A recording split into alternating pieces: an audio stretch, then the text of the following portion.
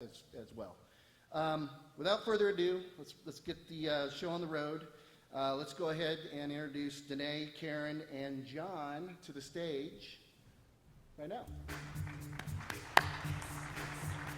And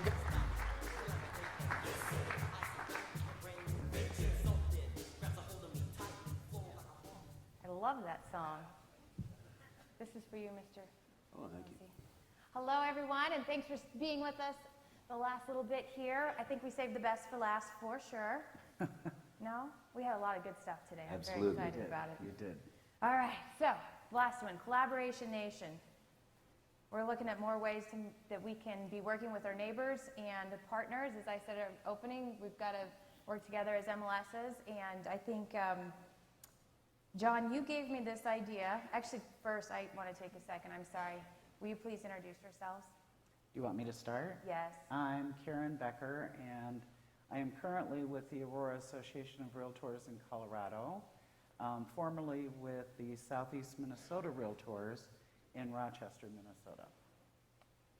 And if you're looking at these images, I'm the guy. Which would make me John Mosey, CEO of North Star MLS, also in Minnesota, former neighbor to my neighbor to the right here. Yes. Awesome, thank you. So John, in May, you presented this idea to me, and I thought it was an excellent one, and so here we are. Why don't you share with the audience what that idea was? Well, we had made some very significant progress in the state of Minnesota in terms of achieving better collaboration, cooperation between the associations operating in the state. And most of the credit, in my mind, to that success belonged to Karen. And, you know, change doesn't happen unless there's a change agent and there's somebody that's willing to make the steps necessary for it to happen. And in my estimation, that was Karen.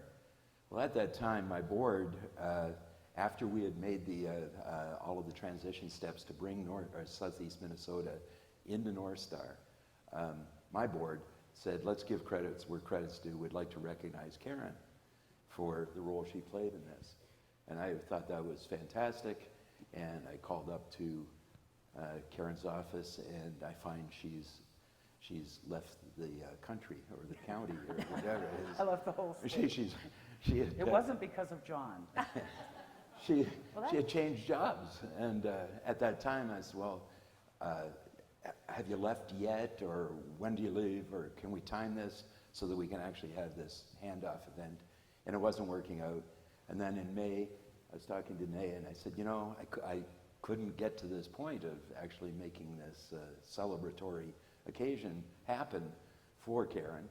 What if we did it at CMLS? Because the story behind all of this, I think, was worthwhile telling as it concerned the whole idea of getting over ourselves on the collaboration, cooperation piece that has prevented associations and MLSs on one side or the other of a boundary that acts as a barrier.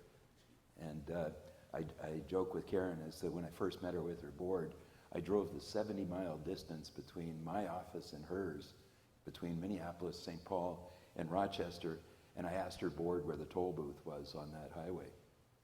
And of course there isn't a toll booth actually on that highway, but metaphorically I said there had to be, because somewhere on that 70-mile route, a realtor on this side of that toll booth had to pay to do business on that side, and vice versa.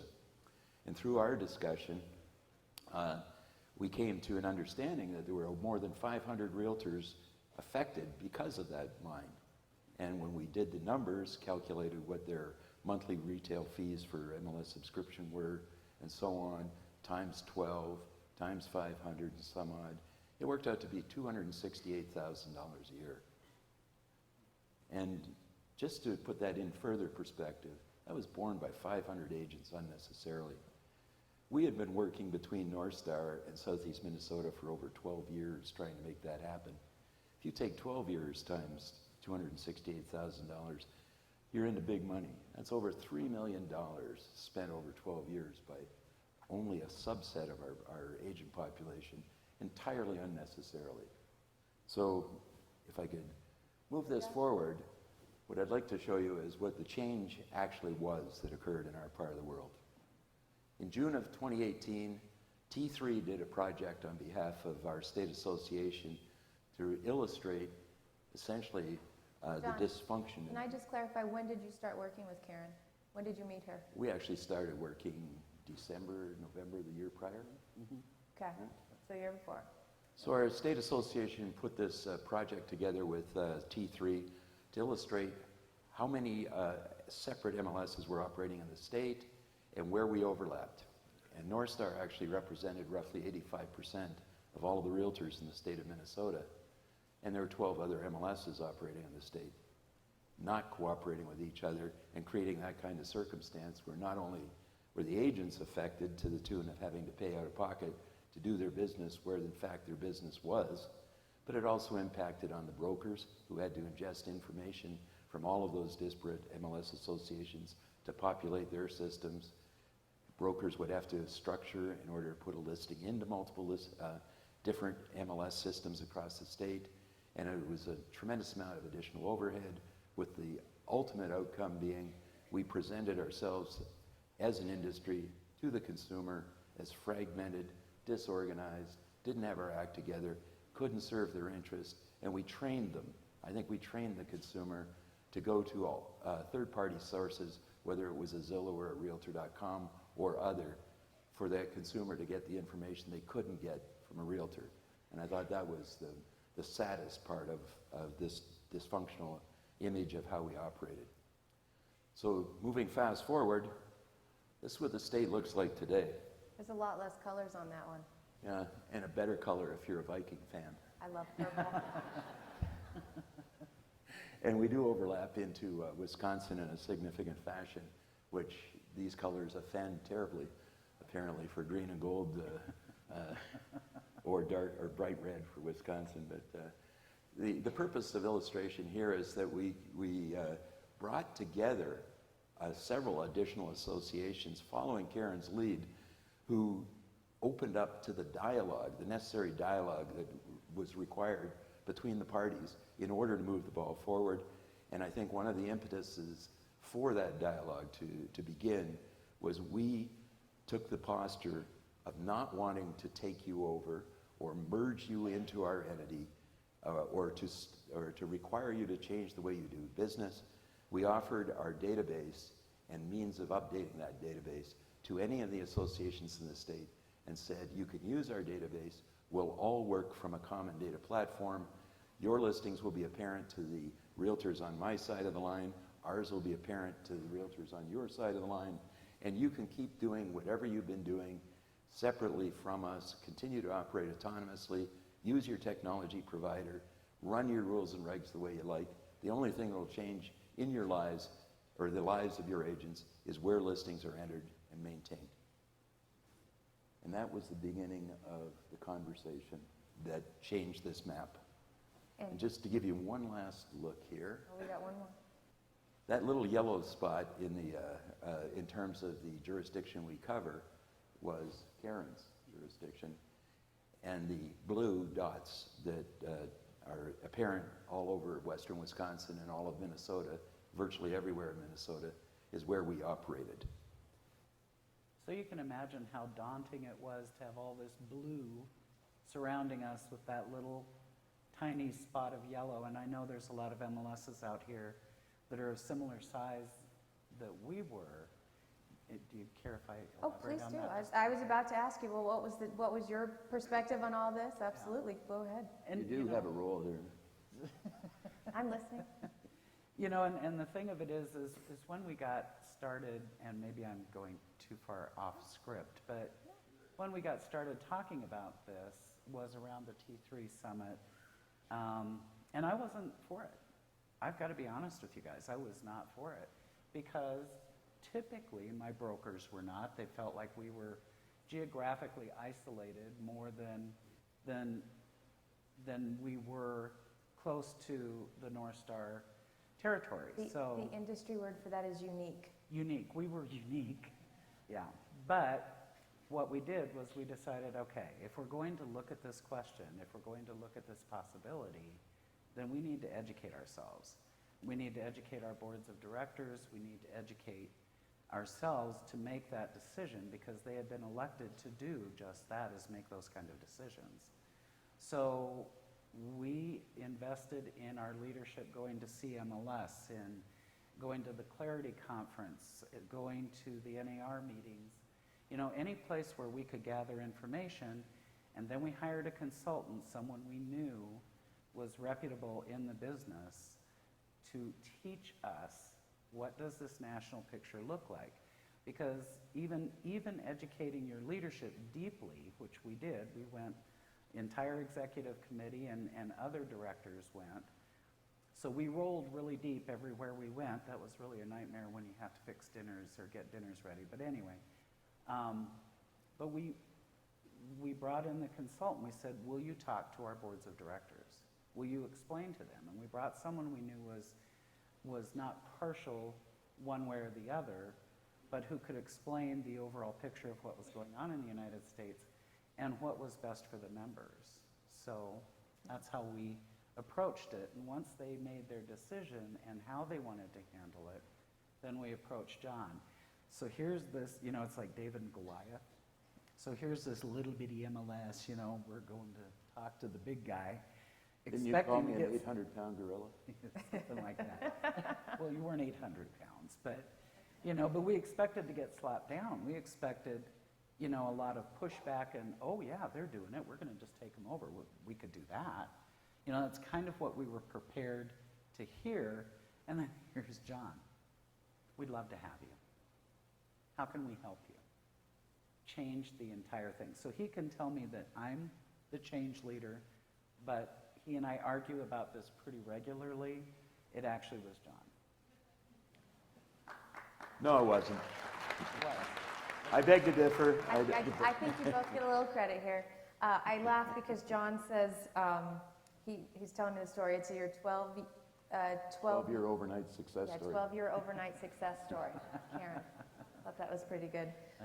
Karen, you talked about educating your leaders, and something you said when we talked before the panel was helping them understand what kind of organization they were responsible for running. Yeah. Will you talk a little bit more about that? Because I thought that was really insightful. You know, when you're running an organization, you have to look at what is strategically best for your members. I think, is that where I went with that? I'm trying to remember. It was about the education, Oh, but yeah. between MLS and what is around MLS to know and understand and how it's Right. changing. And they needed to understand that this was no longer about this small part of Minnesota. This is no longer about a small part of anywhere in the United States, because they understood, and they got educated to this level, is they understood what was impacting the market. This was no longer about our 11 counties and 5 hubs. This is what is impacting our market. What is going to make a difference? And how will that change how our agents are able to do business, and what is the best thing for our agents? And we went in with a shareholder position, which, you know, John, there were choices, and so we went in with a shareholder position, but the reason for that was, after all of this education, after all of the decisions they had made, my leadership had made, they wanted to stand shoulder to shoulder with North Star. They didn't want to be someone North Star was taking care of. They wanted to be part of the solutions and part of going forward into the future. Part of making the market work. Part of making the market work. Yeah. Couldn't help that. John, if you, or CMLS just released our leadership and governance report, and in that we're seeing that there's this trend to being smaller boards of directors. And one of the key findings in there when we were hearing people respond about that was that then their board of directors had to be the most knowledgeable people in the marketplace. So you're local, but those local people had to be so knowledgeable nationally to understand what's coming in to impact them. So I think what Karen talked about a little bit, if you were to say a couple of keys if people take back in their room, like how do you, if they can't come to events or if they can't take the whole team, what's some good strategies to keep their board members the most knowledgeable about how it impacts them overall? I think in big part that's my role, and the role of our staff. Okay. And in fact, the role of the North Star Board of Directors who do attend all these meetings. And because we're representative of everything in the, in the state of Minnesota, as you see there, and in fact, the light blue and the yellow are in the processes right now of making their decisions about joining the dark purple. We're able to incorporate their representation at our board, but also we have the outreach in that direction that explains to them what are the issues that are really impactful as far as it concerns the livelihood of realtors where you guys live and work. Great. So it's a two-way thing. One thing I'd like to really make a point of is the recognition of the value of the local association in this construct. Everybody thinks this big regional goal in life is to go out and get everybody to join in and do it our way and all of that. We started out, and Karen's group surprised the hell out of me by wanting to come full in and stand shoulder to shoulder.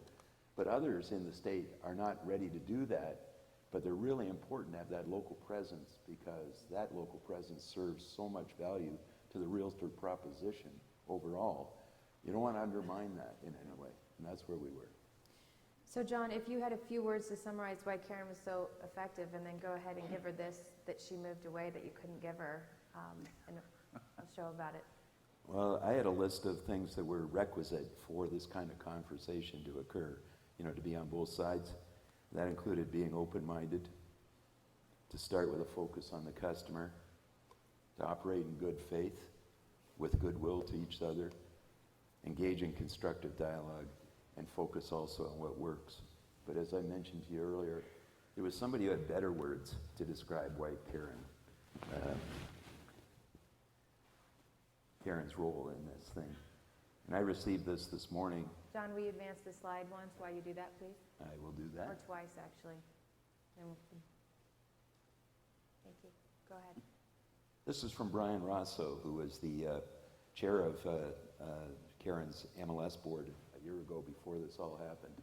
And Karen typically deflects the attention and regard and believed that Brian should be on the stage here taking the bows. So this is from her chair. This morning. The chairman sent this morning about Karen. To me. From back in Minnesota. And he says, I need no recognition. This was Karen's deal both in guidance and recruiting the right leadership. Karen was 100% opposed to any merger in August of 2017. In fact, and I thought it was more than 100% in fact, at the time. In fact, when the Minnesota Association invited us to the T3 Summit, Karen didn't even pass the invitation along to the MLS board or Southeast Minnesota Association board. Certainly no purpose at all in learning anything or talking. Thank you again, Karen. No problem. State leadership talked to him in his role as the MLS chair for Southeast Minnesota. And while I was not in favor of merger, I almost always have an open mind for discussion. I left T360, talked with Karen about the advantages and disadvantages. For Karen to hear me out, hire Matt Cohen, and then really get behind this shows what a truly great leader does. I miss Karen every day. Please give her a hug for me. So, Karen. John, I'll trade you this stuff, and you can give this to Karen. And then John's idea was giving someone a Making the Market Work award. So Karen did her part to make the market work in Minnesota. So. And I did this without permission. Yeah, when we wanted to do the recognition of Karen, it made me think of the CMLS Making the Market Work concept, the theme, and we incorporated it into this award. And then later learned I should have asked permission to use this. We wrote but some it's always guidelines. easier Good, to we'll ask share it with everyone. forgiveness. But please, Karen, I've been wanting to give you this for a long time. Thank you, John. Nice job. Thank you so This much. is for both of Brian. you. If you guys would stand up, just get a picture here, that would be awesome. And then we will be at the end of our day. Let's do a quick picture.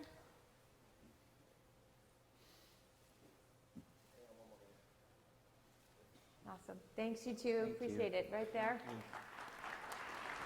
All right, Kelly, you got some more stuff for me? Okay.